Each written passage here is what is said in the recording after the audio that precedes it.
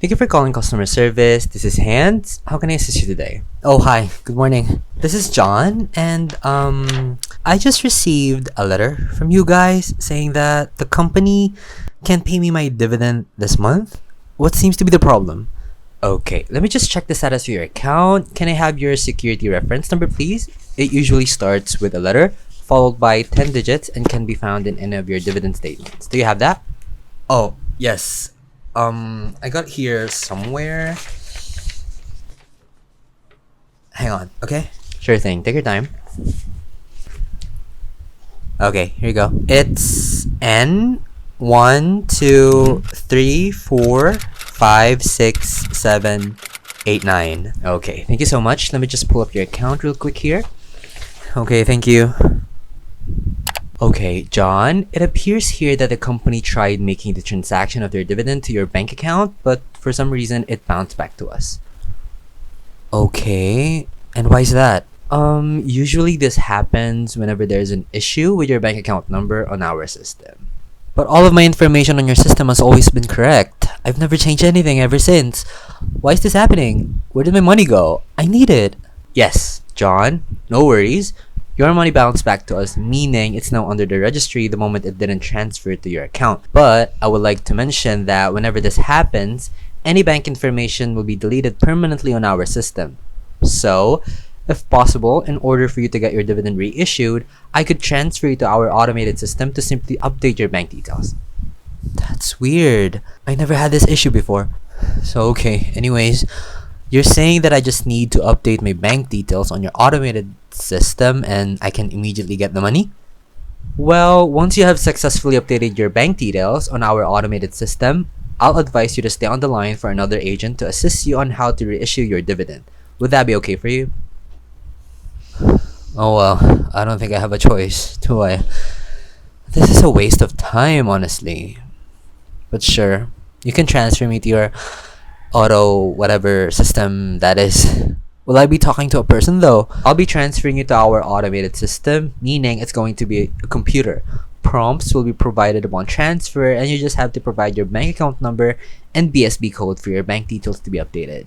Well, okay, sure. Great. Thank you so much. Oh, by the way, stay on the line upon successfully updating your bank details for another agent to assist you on how to reissue their dividend, okay? Will that agent be you? Normally it's going to be a different agent. Okay, that's fine. No worries. Okay then, I'll be initiating the transfer now. John, stay on the line once I do the transfer. Have a nice day. Bye! Okay, thank you so much. You too, Hands.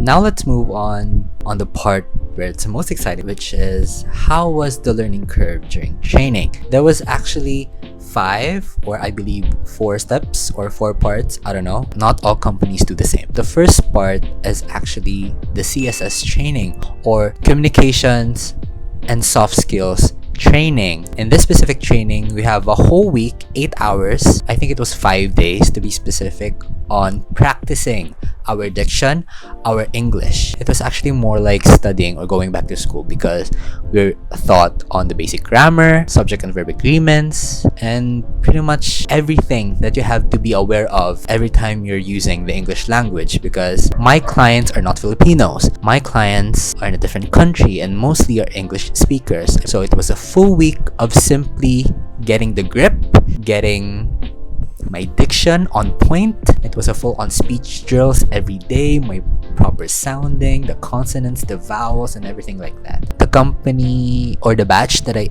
am during training right now is actually the last batch of trainees for this specific company, so their criteria is actually a bit higher than usual. If you don't deliver or at least got the metric during exams, during speech drills, during activities, it might not be possible for you to even be accepted during the production training. Unfortunately, not all 7 who had the CSS training got passed. only 3. And in those 3, I am so honored that I passed the CSS training. So I get a chance to move on. So let's go. So after the CSS training is the product training, which is all that you need to know on the services, on the products during the call. I would like to mention that the account that I had into is a financial account, meaning calls are pretty much about stocks, money, selling shares. Most of my clients own stocks. For a whole month, it is now 8 hours also per day. I had the intense, all I can remember is I was overwhelmed on how strict and fast and quick the production training is. The person in charge teaching us everything, the products, the services, the software, on how to use it. She has a fixed schedule on a weekly basis. On the first day of the week, she would give us an overview of what to expect, on what to learn, and it was a lot. It was so much to even digest on my little brain right now.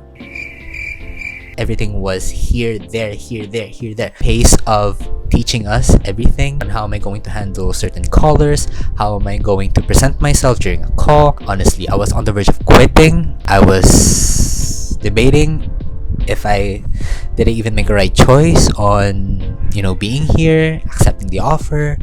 But you know what, the only motivation that I had was that is not permanent. Okay, this is just a requirement for my on-the-job training, and I was just remembering my moments of being interviewed. Like, I gave them the promise that I can adjust, I will adapt. It was just an experience. Everything was an experience. I was just overwhelmed, honestly, for a whole month. For the callers that I have during my product training, my initial instructor told us is our clients, or my clients in the future, would be from North America. All of the financial accounts that they had, the stocks that they have, and also the production software that I'll be using in order to assist them and to accommodate them is a lot.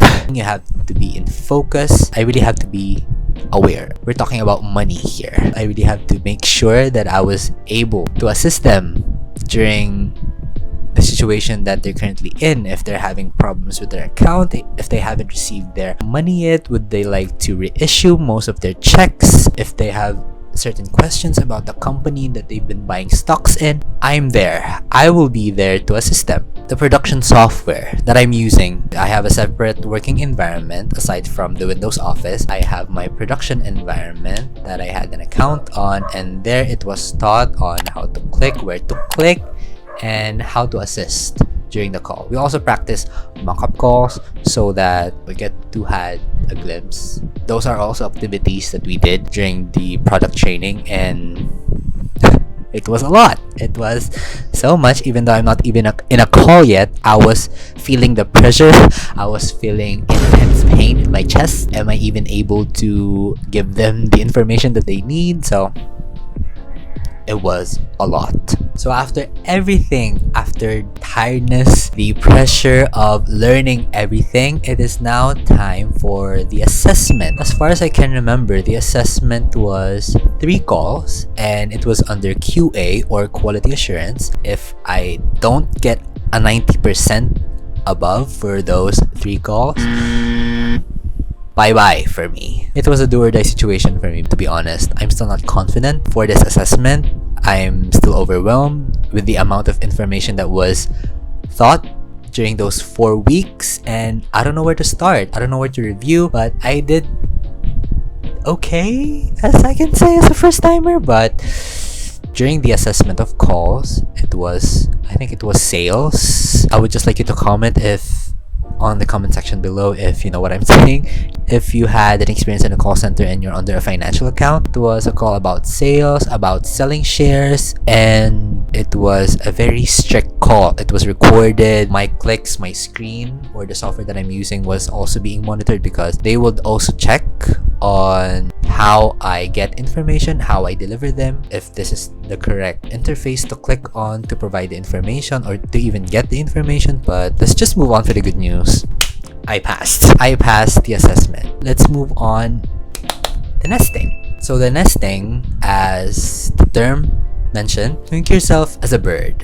You're on a nest. If you have any idea of what nests do, It's for improving the chick or the baby bird before they could fly, before they could help their mothers to get food. Nesting is a week for 4 hours a day of me taking live calls. It was actually not recorded. There's still a tendency for first timers like me, the mental block on how am I going to assist this person? What if this person is an irate person? What if they quickly shouted at me the moment I pick up their call? Nesting your voice, getting used to on how the call flow is, getting the proper assistance that you might need during the call. You can pretty much still make mistakes. You can make errors. You can still ask for help. You can also make your caller on hold if you're having difficulties finding the information that they need.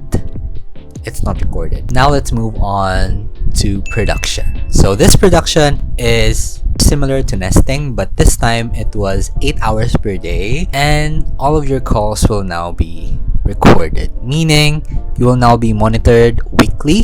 If you'll have the guts, you'll have the capacity, you have the skill to cater all of the calls that will be putting on you during production. The fact that all of your calls will now be monitored by the quality assurance on the first 10 days of you being in production, 2 calls per day will be monitored, 1 3-minute call and 1 7-minute call. It will be graded, and if you didn't get enough, or let's say 90, the metrics that would be considered every time you receive a call or every time you make a call, the proper security that you need to have for the callers, because what if your callers are not the actual owners of the account that you're about to access? It might cause trouble for the company and also for the actual person who owned the account. If you didn't got the 90 or 100%, let's say your grade during your calls that are monitored is around 60, you would now enter the dreaded coaching. In this coaching, you're having difficulties to assist a call, and during that call you didn't remember the proper scenario or the proper things that you really have to say during the call. During coaching, your instructor, or QA to be specific, would remind you on how you should have properly assisted the call. This would be the proper information that you could have said, because this specific information that you've mentioned during the call was not really related to their proper concern. Coaching is more like getting yourself together once more. During training, it was mentioned you can only receive 3 major coaching sessions during your production, so it might be difficult for you to properly assist other calls in the future because you might be no longer in the company.